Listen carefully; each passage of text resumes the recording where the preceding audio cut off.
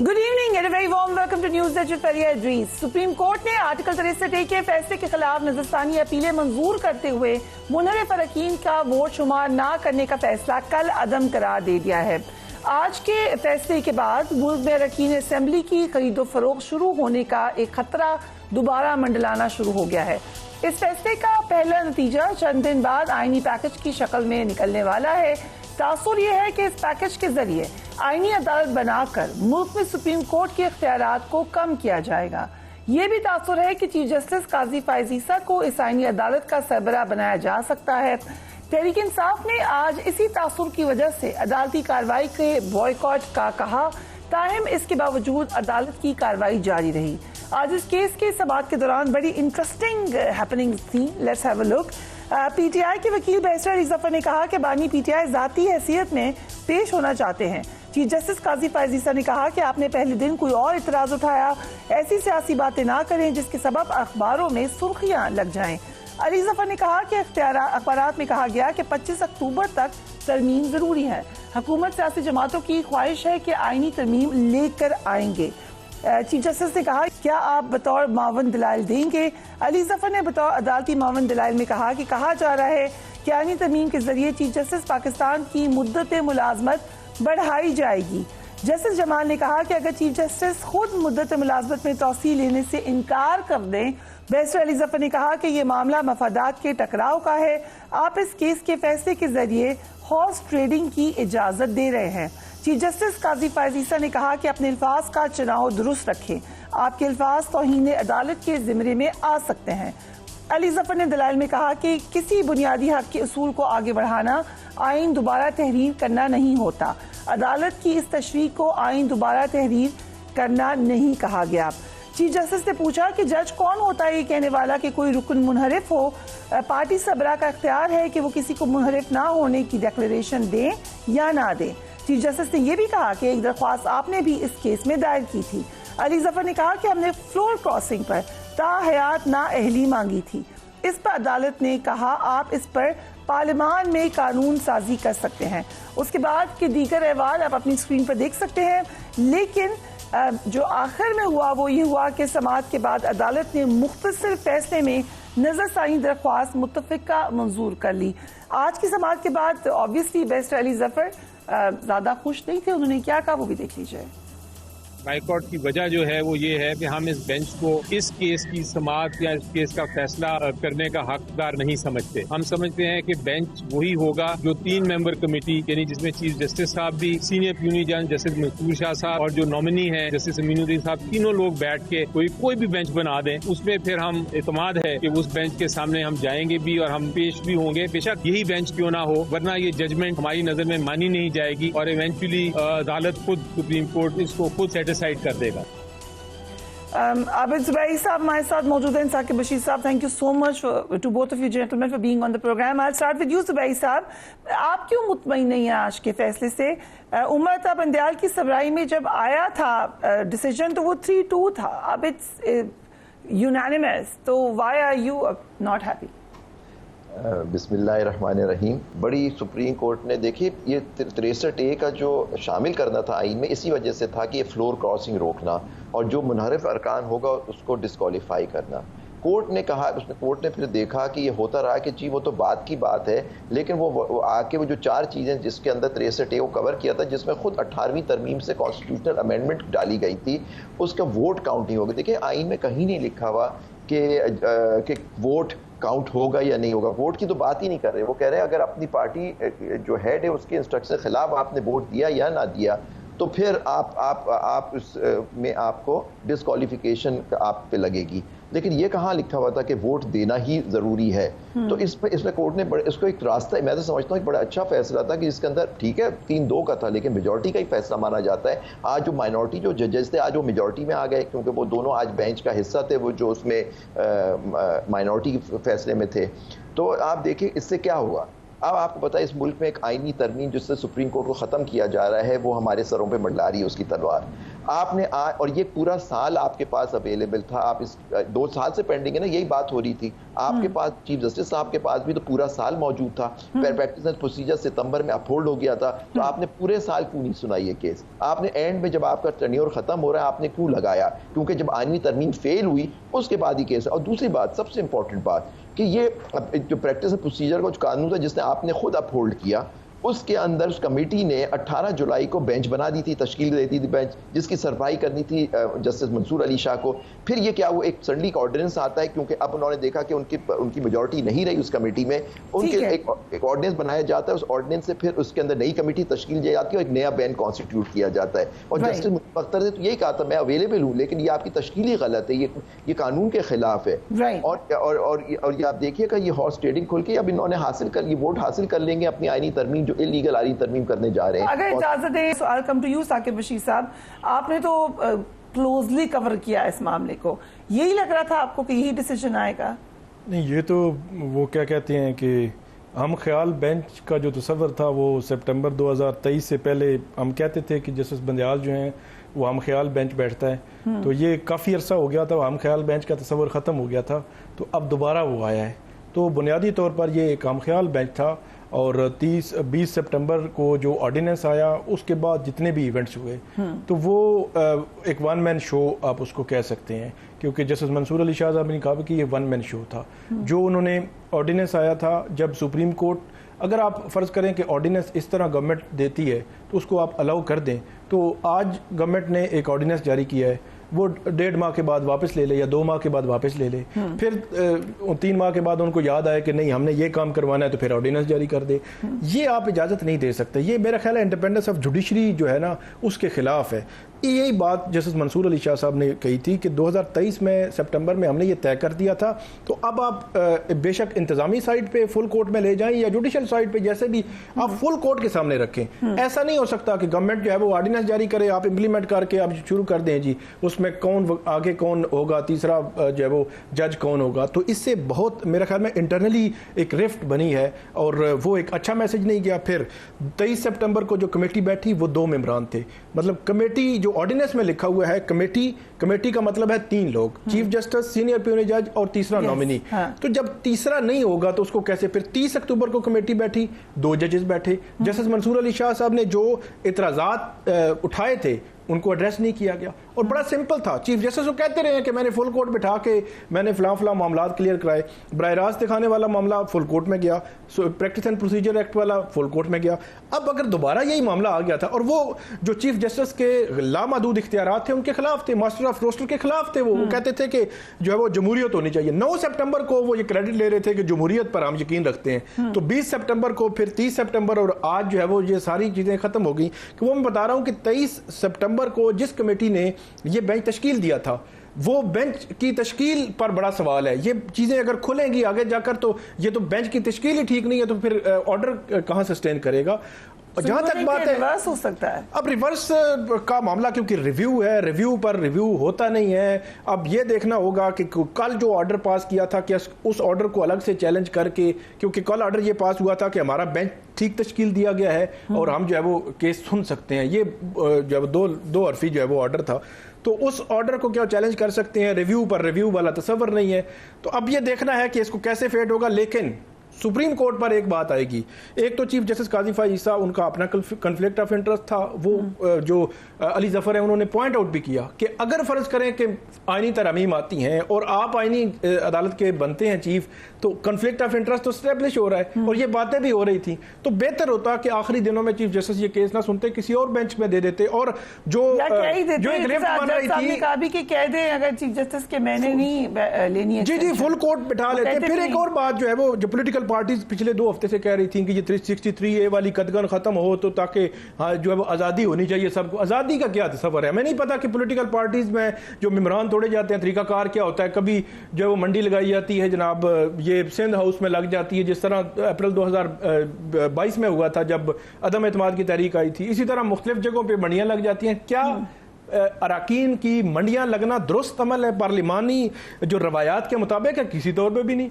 लालच भी दिए जाते हैं, धमकियां भी दी जाती हैं, उठाया भी जाता है। पिछले जो जब सैटरडे संडे को ये सारा इवेंट चल रहा था कि वो आईनी तरमीम करनी है, तो 3-4 तो ये MNAs PTI वाले जो है वो क्लेम कर रहे थे कि हमारे लापता है। तो क्या कहीं दुनिया में ये होता है कि मतलब आज मिसालें दी जा रही थी कि फ्लोर क्रॉसिंग की बरतानिया, ऑस्ट्रेलिया, कनाडा में इजाजत है, क्या वहां पे मतलब ऐसा पार्लिमानी सिस्टम है कि लोगों को लापता कर लिया जाए या इस तरह की सिचुएशन बन जाए? तो आज का जो फैसला है, इस फैसले के मुताबिक जब फ्लोर क्रॉसिंग होगी आईनी तरमीम में, तो फिर सुप्रीम कोर्ट को अच्छे मेरे ख्याल अल्फाज से याद नहीं किया जाएगा। राइट। सो आबिद जुबैर साहब, ये बात भी कही गई कि जो कॉन्फ्लिक्ट ऑफ इंटरेस्ट है चीफ जस्टिस का, वो क्लियर हो सकता था। एक जैसे साकिब बशीर साहब कह रहे हैं कि वो ना सुनते इस केस को, या वो क्लियरली कह देते कि आई एम रिटायरिंग ऑन 25 अक्टूबर। ये दोनों बातें ही नहीं हुई। नहीं, देखिए चीफ जस्टिस साहब के तो इतने केसों में कॉन्फ्लिक्ट ऑफ इंटरेस्ट रहा और हम उनसे सुनते रहे आइन और कानून की पासदारी, और मैंने हल्फ लिया है और प्रैक्टिस एंड प्रोसीजर में मैं अपनी पावर्स दे रहा हूँ। आपने देखा उसकी सारी वो तकारीर का क्या इख्तिताम हुआ। 23 सितंबर को या 20 सितंबर को एक ऑर्डिनेंस आ गया, और फिर आप देखिए आपने बल्ले का केस का फैसला दिया। इनको आपको अच्छे अल्फाज में याद नहीं रखा जाएगा।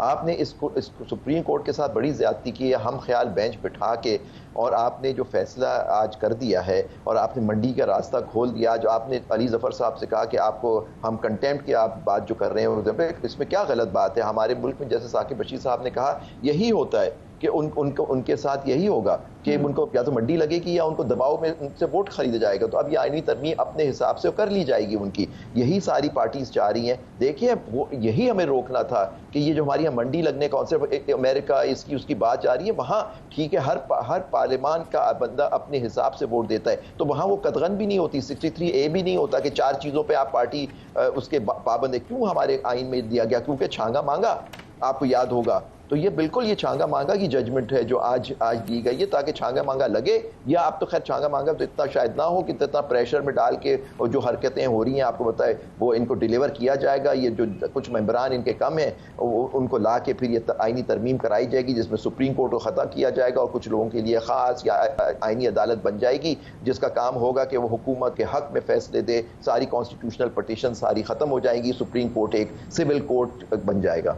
राइट। सो साकिब बशीर साहब, आपने बैरिस्टर अली जफर के अदालती मामून बनने पर सवाल उठाया है, वाई? बैरिस्टर अली जफर जो है वो PTI के सेनेटर भी हैं, PTI के रहनुमा भी हैं, PTI की तरफ से प्रेस कॉन्फ्रेंस भी कर रहे होते हैं। सिर्फ वो वकील नहीं है, मतलब एक होता है ना कि आपने कोई प्रोफेशनली वकील हायर कर लिया और उसके बाद आपने वकील साहब को कहा कि मेरी तरफ से ये इंस्ट्रक्शंस हैं कि हम इस केस का हिस्सा नहीं बनेंगे। वो वकील साहब अदालत को कहते हैं कि हम ऐसा नहीं बनेंगे, अदालत कहती है कि आप मावन बन जाए। बनना उस सूरत में भी नहीं चाहिए वो एक, लेकिन सूरत अलग बन जाती है कि वो प्रोफेशनल वकील है। अली जफर साहब तो PTI के थे, तो क्या PTI की उस बात के अगेंस्ट जा सकते थे? अदालती मावन हमेशा से एक इंडिपेंडेंट मतलब गैर जानिबदार बंदा बनता है। मतलब 2 फरीक हैं तो एक गैर जानिबदार को अदालती मावन बनाया जाता है कि आप कोर्ट को असिस्ट करें किसी लीगल मामले पे, तो वो असिस्ट करता है। तो अली जफर साहब को मेरा ये ख्याल है कि जब उन्होंने कहा था तो उन्होंने कहा, उनको बड़ा क्लियर कहना था कि मैं ऑफिसर ऑफ द कोर्ट भी हूँ, वकील भी हूँ, और दूसरी जानब जो है वो मैं PTI का सेनेटर भी हूँ, मैं सिर्फ वकील नहीं हूँ। तो इसलिए जो है वो मैं अभी जो वो कह रहा हूँ पार्टी की जानिब से हमने इसका हिस्सा नहीं बनना, तो अब मुझे जो है वो कैसे मैं इस पे नहीं वॉकआउट नहीं, मुनासिब अंदाज में सिंपल अंदाज में कह देते तो मेरे ख्याल में उनको समझ आ जाती। एक और बात आज जो बेंच की जानिब से की गई, और अली जफर ने वैसे बाद में ये कहा कि आप फुल कोर्ट की तरफ जाएं, बार बार वो कहते रहे फुल कोर्ट की तरफ जाएं। बेंच ने ये कहा कि बेजिंजो जो है उन्होंने एक बात की थी, फिर जो सेनेट के इलेक्शन थे PTI के दौर में उनमें क्या होता रहा। अब उनका जो मकसद था कहने का वो ये था कि जब फ्लोर क्रॉसिंग की ये एक डिस्कशन शुरू हुई कि फ्लोर क्रॉसिंग का खतरा है अगर सुप्रीम कोर्ट ये करती है, तो उन्होंने कहा कि उन बातों को छोड़ दें, हम अगर माजी में गए तो माजी में ये होता रहा कि बेजेंजो ने ये कह दिया कि फलां के लोग आए थे और सेनेट इलेक्शन में ये हुआ था। तो सवाल मेरे अंदर ये सवाल आता है कि वो बेंच में बैठे जजेस क्या ये कह रहे हैं कि तब ये होता था तो अब हो जाए तो कोई मसला नहीं। मसला ये है कि तब भी गलत था और अब अगर हो तब भी गलत हो। आई थिंक वाली बड़ी पॉलिटिकल स्टेटमेंट थी। जी जी, वक्त हुआ एक ब्रेक का, we will be right back. And welcome back.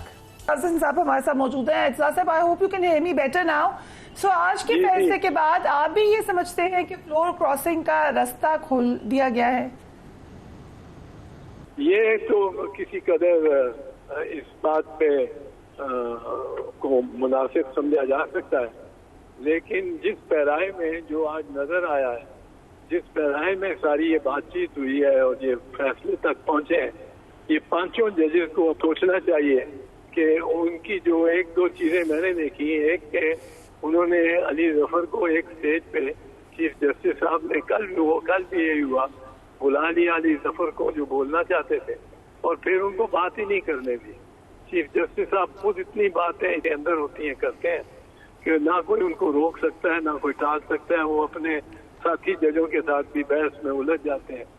तो ये एक जो जरा उन्होंने किया है, ये ड्यू प्रोसेस नहीं बनती इस तरह। फिर ये जो अभी बात कर रहे थे साकिब साहब, ये बिल्कुल दुरुस्त है कि एक पार्टी ने वकील किया है और मेरे साथ ये हो चुका है और मैंने इनकार किया उसको, और मुझे जज साहब ने बहुत कहा, मैंने कहा कि मैं किस तरह वकील हो जाऊँ, फ्रेंड ऑफ कोर्ट हो जाऊँ और न्यूट्रल हो जाऊँ जब मैं न्यूट्रल नहीं हूँ। तो मुझे आप न्यूट्रल बना के मेरी बात को ज्यादा मुसद्दका बना के और मैं अपनी पार्टी के खिलाफ अगर बड़ा गुडी होने की सूरत बनने की जजेस की नजर में और कह दूंगा कुछ, तो वो मेरी इंडिपेंडेंट भी नहीं समझी जाएगी। वो साथ साथ जजमेंट में लिख देंगे और जिस तरह चीफ साहब का मूड है, उन्होंने जजमेंट के लिए ग्राउंड खुद भी बनाने हैं, तो वो लिख देंगे कि जफर साहब तो उन्होंने जब ये कंसीड किया है या कोई बात उनको कंसेशन करा के ये इस तरह कर रहे हैं काजी साहब, और फिर वो उसको पार्टी की तरफ से ही लगा देंगे कि उनका तो अपना वकील और ये वो करता है। ये हैसियत नहीं बदलनी चाहिए थी। Right, so you agree with अदालत को ये इख्तियार ही नहीं था। मैं एक चीज और सिर्फ अर्ज करूँ जी, मेरा ख्याल है कि एक सेंचुरी कर दी है जज साहब ने, चीफ जस्टिस साहब ने सेंचुरी, वो मैं एक सेंचुरी कर दी है। वो सेंचुरी है जिसने इन्होंने थ्रेट्स किए हैं अपने करियर सारे एज चीफ जस्टिस, जो मैं भी सुनता रहा हूँ हर रोज एक दो या दूसरे वकील को, बड़े सीनियर वकीला को ये कहते रहे हम आपको नोटिस शो का नोटिस कर देंगे कंटेम्प्ट का, हम आपको कंटेम्प्ट का शो कर, ये दबा के अपनी बात मनवाने की ये कोशिश होती है। और अगर जज इतना ज्यादा बीच में मामले में तो और कि उसको एक तय आता हो एक बहस से, जो वकील बहस कर रहे हैं, मैंने सीनियर वकीला के साथ भी इनको करते देखा, यहाँ बस अब हम आपको तौहीन अदालत का नोटिस देंगे, नोटिस ऑफ कंटेम्प्ट। बदकिस्मती से कोई साथ बैठा हुआ जज साहब भी ऐसा नहीं कुलीग होता, मैं हूँ तो मैं अपने चीफ जस्टिस के साथ भी बैठा हूँ तो मैं कहूँ सर दिस इज अनफेयर, ये नहीं आप कर सकते। सो आईनी अदालत के हवाले से बिलावल भुट्टो का मौकफ तो बड़ा वाज़ेह है, आप सपोर्ट करते हैं आईनी अदालत को एतजाज साहब? देखिए, आईनी अदालत का एक नक्शा, I am one of the author's of the charter of democracy, और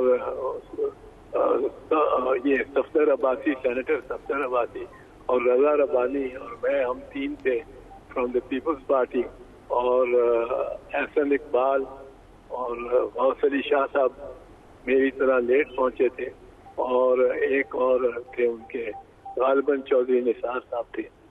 तो वो हमने हमारे ज़हन में जो ये था कॉन्स्टिट्यूशन कोर्ट का, वो under the chief justice of Pakistan ही था, लेकिन एक जिस तरह शरीयत कोर्ट है आपका, एक अलहदा कोर्ट है, उसमें चीफ जस्टिस भी है, वो उसमें, और उसकी अपील, उसके शरीयत कोर्ट की अपील जो है वो आती है टू दी सुप्रीम कोर्ट, जो एग्जिस्टिंग सुप्रीम कोर्ट। हमारे ज़हन में ये बुनियादी ये साख थी, पर अब तो बहुत डिटेल्स, इतनी डिटेल्स में ये 26th अमेंडमेंट जाती है कि इसमें तो बहुत ही, I don't think we had necessarily all the structures in mind. एक जनरल कॉन्सेप्ट दिया था which was BP's own concept, and it was appreciated कि ये एक चीज इस तरह हो जाए, लेकिन उसकी इतनी डिटेल्स में इस तरह नहीं था जिस तरह इसमें आया है। और इसमें तो पता नहीं 5, 6 के 8 प्रोवाइजोज ही हैं। प्रोवाइजो होता है say कि जो इस फॉर्म में अभी जो ये प्रेजेंट किया जा रहा है, this is not Benazir Bhutto's vision. मैं ये कहूँगा कि जो मैं कह रहा हूँ और कहा भी है कि इस पे ये बेशक लाए जो भी लाए, और he can be very enthusiastic, he or she can be very enthusiastic about it. This is a right, but it is a right which must be subjected to intense and prolonged debate. Very important, very important, intent and prolong debate. इट हसन साहब, क्योंकि वक्त बिल्कुल खत्म हो गया, thank you so much for joining us. So Saqib Bashir साहब, I want to know detail, mood माहौल कैसा था वहां पर?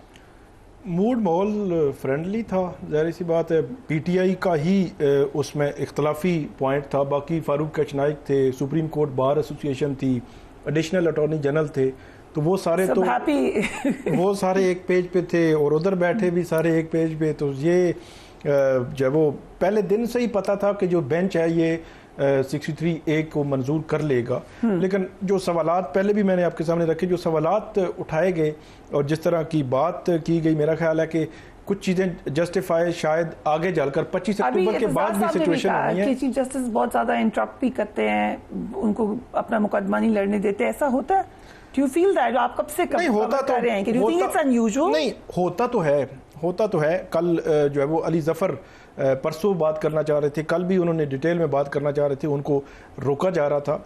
अगर फिर उन्होंने उनको कहना पड़ा कि मैं जो बात करने लगा हूं उसमें तलखी होगी, मैं पहले आपको बता रहा हूं तलख बातें होंगी, तो इसलिए जो है वो फिर ज़हनी तौर पे उनको तैयार किया कि तलख बातें आपने सुननी है।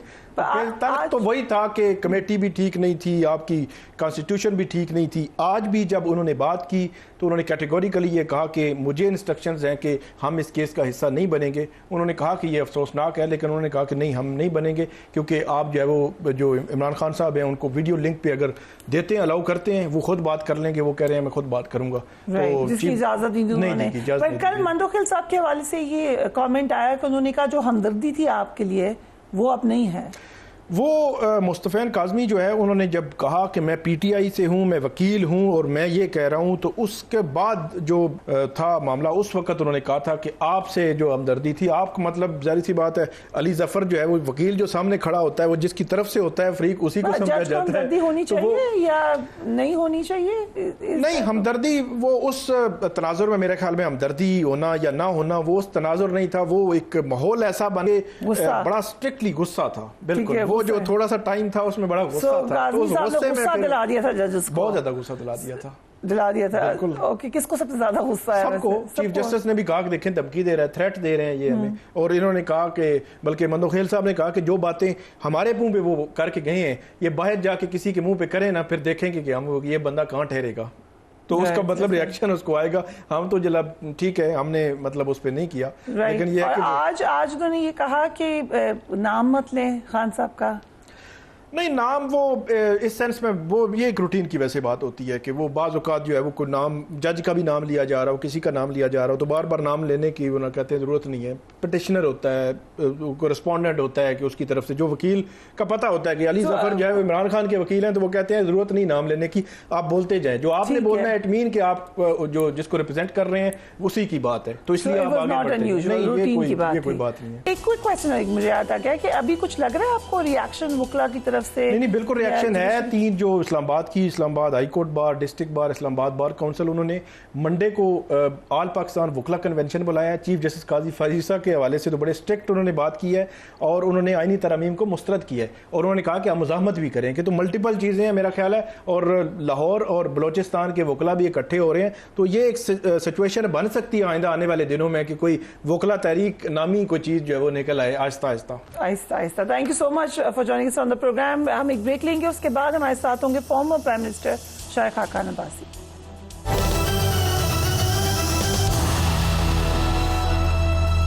And welcome back. Supreme court से आर्टिकल 63A का फैसला सामने आ गया है। अगरचे उमर अता बंदयाल की अदालत के फैसले पर सवालात उठ रहे थे, लेकिन आज के फैसले की टाइमिंग ने मामले को सुलझाने के बजाय मजीद उलझा दिया है। 63A के फैसले के भी जो बहुत ज़्यादा मुखालफत भी करते रहे हैं, वो भी आज के फैसले पर उसकी टाइमिंग पर सवाल कर रहे हैं। दिलचस्प बात यह है कि आईनी पैकेज लाने वाले हुकूमती इत्तेहाद के अहम रहनुमा बिलावल भुट्टो भी ये बात कह चुके हैं कि 25 अक्टूबर से कबल आईनी पैकेज आया तो उसका हश्र 19वीं तरमीम जैसा नहीं होगा। तासुर यह है कि आज के फैसले के बाद आइंदा 8-10 रोज़ में आईनी पैकेज मंजूर हो जाएगा। अगर मौलाना फजल रहमान ने हुकूमत का साथ दे दिया तो बहुत अच्छा है, लेकिन उसके बावजूद अब एक और रोड उनके पास मौजूद है, यानी तहरीक इंसाफ के अरकान को साथ मिलाकर पैकेज की मंजूरी हो जाएगी। आज मौलाना फजल रहमान ने आईनी तरमीम की मंजूरी में उजरत पर सवालात उठाते हुए हुकूमत का साथ देने से एक बार फिर इनकार कर दिया। Let's watch him. हैरत है इस बात पर कि उन्हें इस बात में उजलत किस चीज, और उसमें कोई इमरजेंसी मुझे नजर नहीं आ रही। एक जमाने में हमें कहा गया कि इतवार के दिन ही करना है, वरना सोमवार आएगा तो आसमान जमीन पे गिराएगा। आसमान तो नहीं गिरा, एक सितारा भी नहीं गिरा। तो इस तरीके से लोगों पे इमरजेंसी मुसल्लत करके कि अन्यवा जिस तरह भी वो चाहे हम बिल की मंजूरी दे दें, मेरे ख्याल में ये बिल अपनी तफसीलात के साथ, उसूल के साथ नहीं, तफसीलात के साथ काबिल नहीं है कि उसको पास किया जाए, और हम किसी भी कीमत पर हुकूमत के साथ प्लस होने के लिए आमादा नहीं है। इस आईनी पैकेज के हवाले से अवाम पाकिस्तान पार्टी के कन्वीनर शारखा खान अब्बासी ने सवाल उठाया है कि क्या जाली मैंडेट के जरिए जो पार्टी इक़्तिदार में आई है उसको आईनी पैकेज का इख्तियार हासिल है। जरा देखिए। जब हम वोट को इज्जत दो की बात करते थे, उसका मतलब यही था कि मुल्क आइन के मुताबिक चले। आज आप देख लें कि मुल्क के हालात क्या हैं। आज से 2 हफ्ते पहले इस मुल्क की काबीना पूरा दिन अतवार को बैठी रही कि हमने आईनी तरमीम करनी है। उनमें से किसी ने आईनी तरमीम देखी तक नहीं थी, लेकिन फिर भी रात के अंधेरे में उसको पास करना चाहते थे। आज मुल्क में ये सियासत का मेयार रह गया है, बदकिस्मती से। आज यहाँ पर सिर्फ इक़्तिदार की जंग है, कुर्सी मिल जाए। इलेक्शन में क्या हुआ आप सब जानते हैं। हमारी कौमी और सूबाई असेंबलियों में जो हज़रात बैठे हैं उनकी अक्सरियत वहाँ इलेक्ट होकर नहीं आई, वो चोरी शुदा वोट के नतीजे में वहाँ पर बैठे हुए। क्या इन अफराद को मुल्क के आइन में तरमीम करने का हक है? फॉर्मर प्राइम मिनिस्टर शारखा खान अब्बासी हमारे साथ मौजूद हैं। क्योंकि जाली मैंडेट की आपने बात की, पहले जरा वहाँ से शुरू करते हैं। 2 दिन पहले मुशाहिद हुसैन सैयद साहब हमारे प्रोग्राम में थे। ही सेड कि 28 सीटें जीती हैं हुक्मरान जमात। देखिए, बहुत सी बातें हो रही हैं, लेकिन जो शक और शुबा वो इतना बढ़ गया है। पहले भी बहुत ज़्यादा था, अब वो हर गुजरते दिन के साथ बढ़ रहा है। आपको क्या लगता है कितनी सीटें जीती हैं? तो ये कहना बड़ा मुश्किल है, लेकिन मैंने 28 की बात भी सुनी है। कुछ लोग 19 की बात करते हैं, कुछ 35 की बात करते हैं। 35 से ऊपर मैंने सुना नहीं है।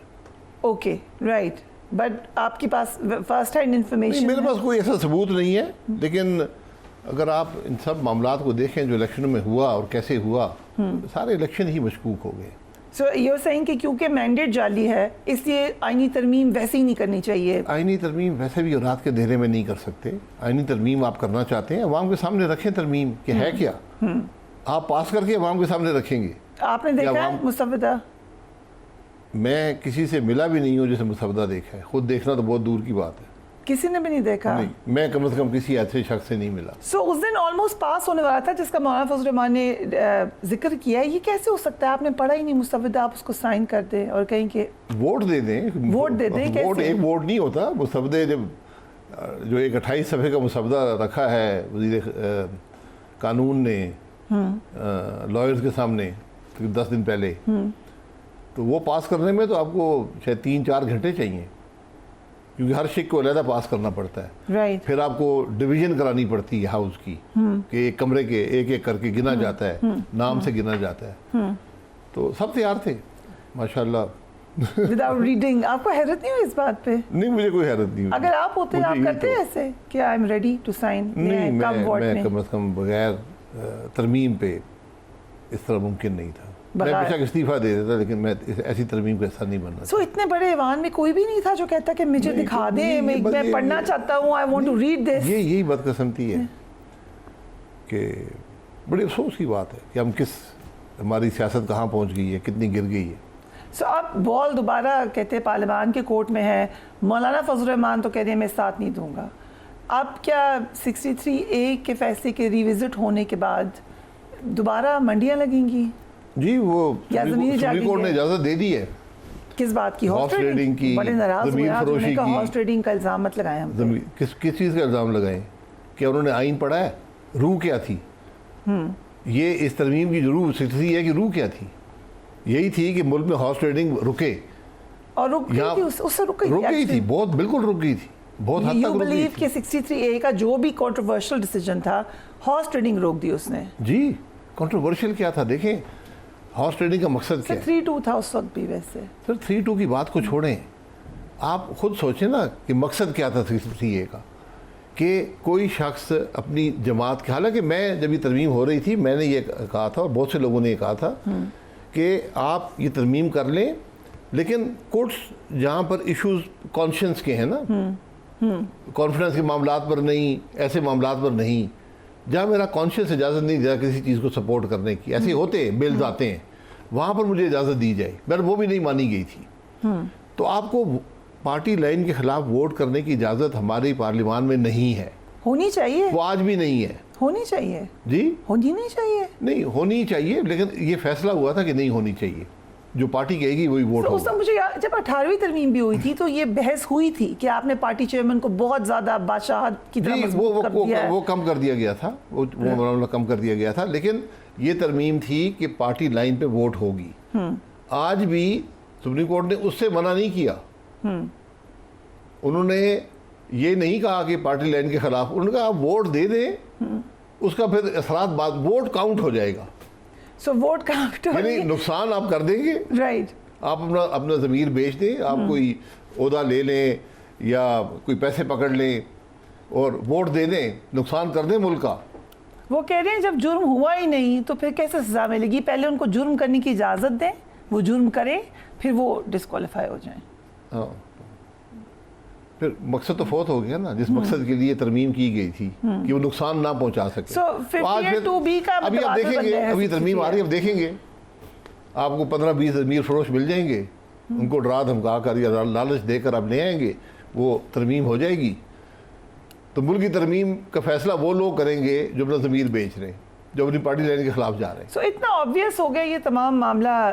अब्बासी साहब, क्या रह जाएगी हैसियत इस तरमीम की, क्या हैसियत रह जाएगी पार्लियामान की? पार्लियामान की हैसियत खत्म हो जाएगी इसके बाद। ये अपने अगर ना अपने पाँव पर कुल्हाड़ी मार रहे हैं, लेट्स से पार्लियामान खड़ी हो जाए अपने कदमों पे, वो कहे नहीं हम अपना वोट बेचते, कह दे ना, नहीं वोट बेचने की बात नहीं है, आपकी जिम्मेदारी है कि आपकी पार्टी जिस तरफ है वहीं पर आपको रहना पड़ेगा, रहना चाहिए इस मामले में। राइट, ये तरमीम हो रही है ना, लेकिन तरमीम अवाम के सामने तो रखें जी, पता तो चले है क्या फेवर करें, इस पर वोट कर रहे हैं। ये बड़ा इंटरेस्टिंग है वैसे, मुझे अभी I still can't get over it कि बगैर पता किसी को है नहीं, हम भी प्रोग्राम्स कर रहे हैं, आप भी कमेंट कर रहे हैं, असेंबली पूरी बैठी हुई थी पास करने के लिए, पूरी रात बैठे रहे, हमारी बहस की जरूरत ही ना होती जी। अगर उस रात को पास हो जाती तो फिर आप भी फिर पता चल ही जाना था, तरमीम पे बहस कर रहे होते कि तरमीम है क्या। व्हाट इज विद 25 अक्टूबर? बिलावल भुट्टो क्यों कह रहे थे कि 25 अक्टूबर से पहले होना बहुत जरूरी है? पता नहीं मुझे इसका कोई आइडिया आपको है? 25 अक्टूबर को क्या होता है? किसी नजूमी ने बताया होगा कि जी, वैसे नजूमी में ज्यादा चलता है। By the way chief justice is also retiring on that date. अच्छा, हो सकता है उसकी बात कर रहे हैं। Will it effect?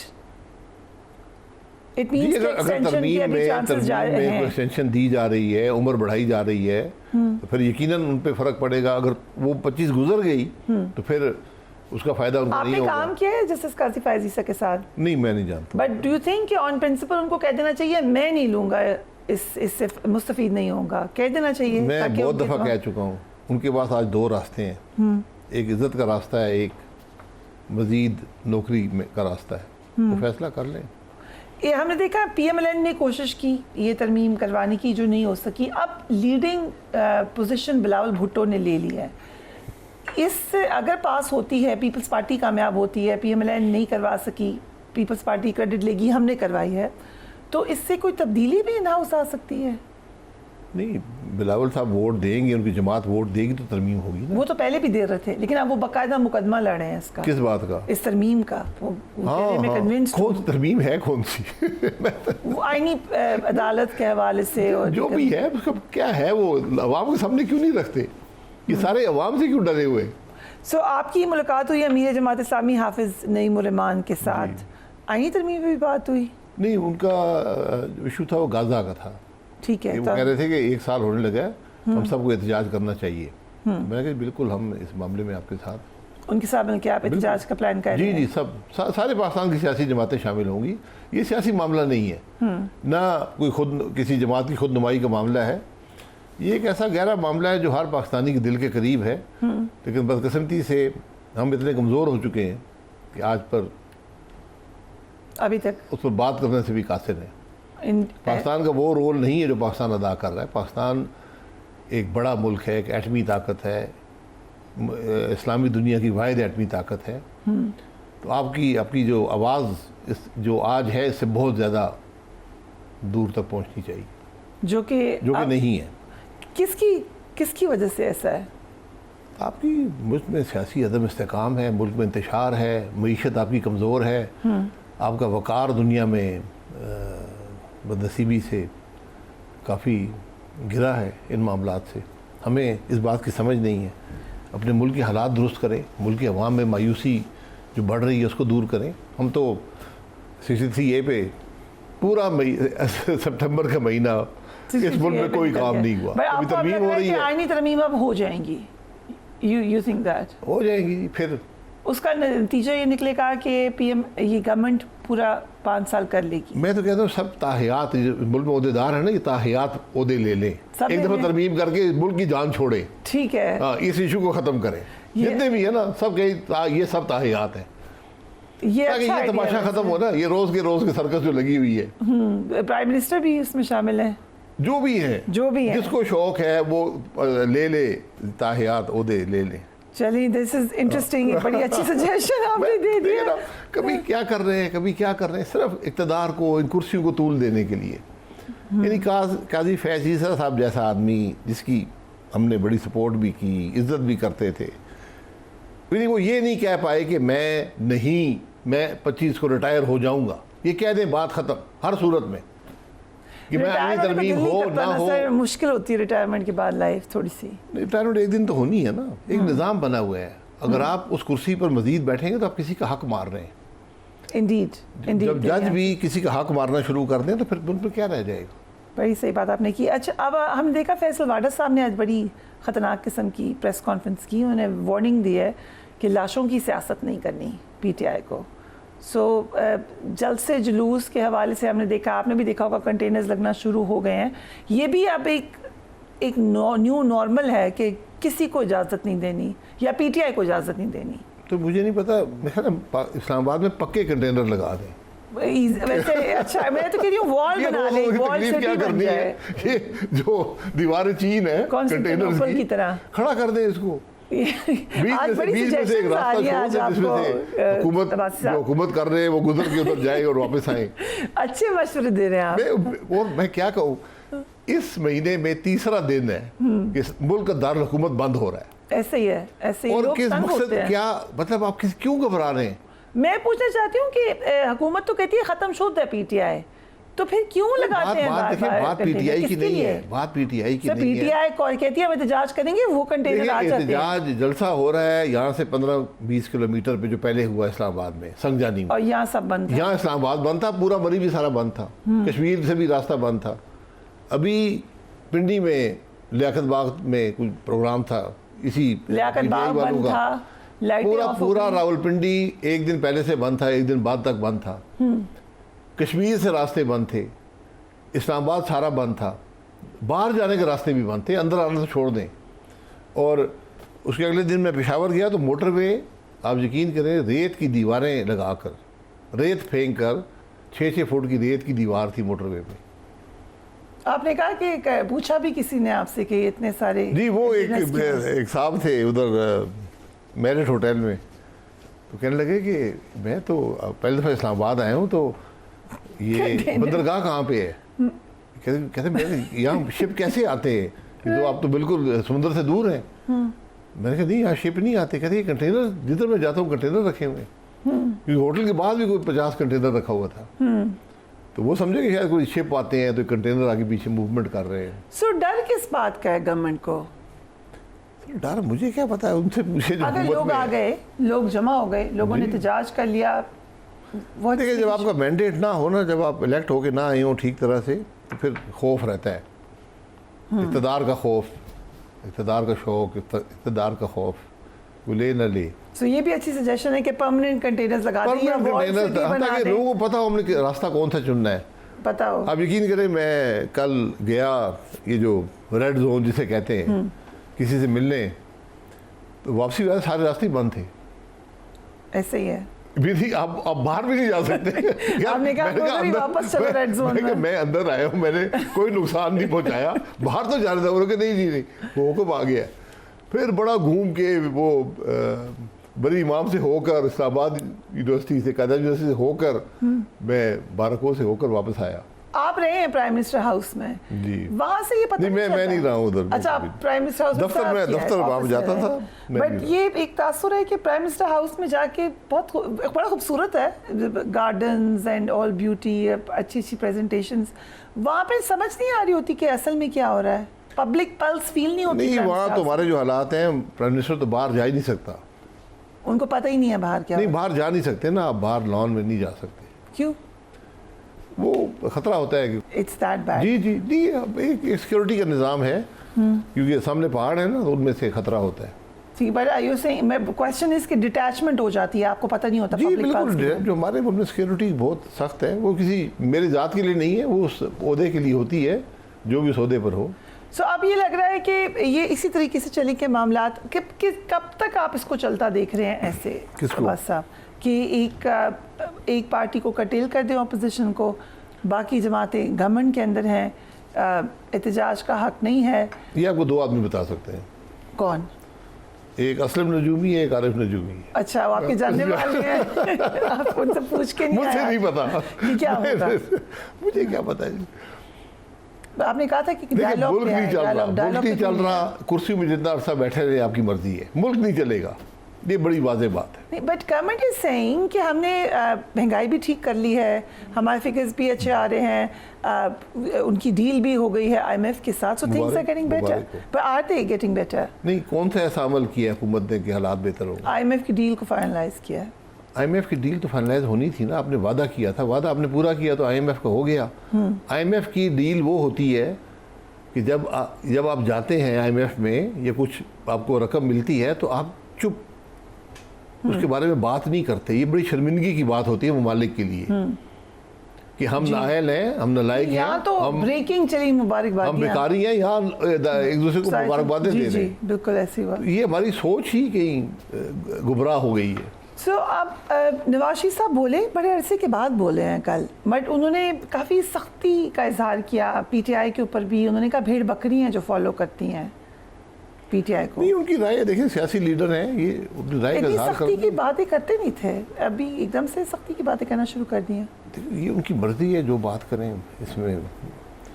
Imran Khan साहब सबको गालियाँ निकालते थे, वो यही तो फर्क था दोनों में। बट यू डू थिंक कि उन्हें भी लग रहा है कि मैंने वो स्टेटमेंट देखी नहीं है, लेकिन मेरा नहीं ख्याल कि कोई ऐसी किसी के बारे में। बट एक तासुर ये बना हुआ था बात साहब कि नवाज शरीफ साहब शायद शामिल नहीं है इस तमाम आवाज दबाने में। नहीं, ये आप लोगों की गलतफहमी है। ये गलतफहमी जमात इक़्तिदार में है, वो कैसे उससे लाताल्लुक हो सकते हैं? सो जो कुछ हो रहा है नवाज शरीफ साहब का प्लान है, उसका हिस्सा है, उससे फैसला करने का हिस्सा है। फैसला उनकी मर्जी के बगैर तो नहीं हो सकता। मुस्लिम लीग की हुकूमत अब हमेशा सदर के मियाँ साहब की ताबे होती है, इसमें कोई दो राय नहीं है। सो यू डोंट फील थोड़ा सा भी सैड कि मैंने छोड़ा PMLN को? नहीं, मेरा कोई ज़ाती मसला नहीं था, एक असूल की बात थी। वोट को इज्जत दो, नून लीग ने छोड़ दी, मेरे लिए कोई रास्ता नहीं था। आपके ख्याल से वोट को इज्जत मिल रही है अच्छे तरीके से? ये तो उनका फैसला है, जो उनका फैसला है उसको। Right. Thank you so much, Abbasi Saab, for joining us on the program. आज के प्रोग्राम पर do give me your feedback. Take care of yourself. Allah Hafiz.